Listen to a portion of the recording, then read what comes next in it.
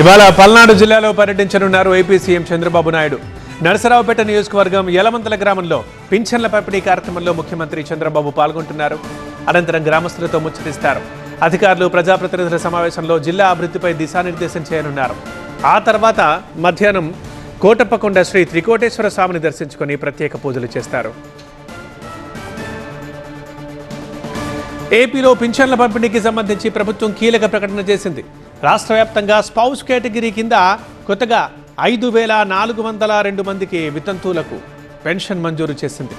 గతంలో కొత్త పెన్షన్లను 6-7 నెలలకోసారి పంపిణీ చేసేవారన్నారు. కానీ ఇప్పుడు ఆ విధానానికి స్వస్తి పలికామని, రాష్ట్రంలో ఇప్పటికే పింఛను తీసుకుంటున్న భర్త చనిపోతే వెంటనే భార్యకు ఏ నెలకు ఆ నెలే పింఛను పంపిణీ చేయబోతున్నామని చెప్తున్నారు.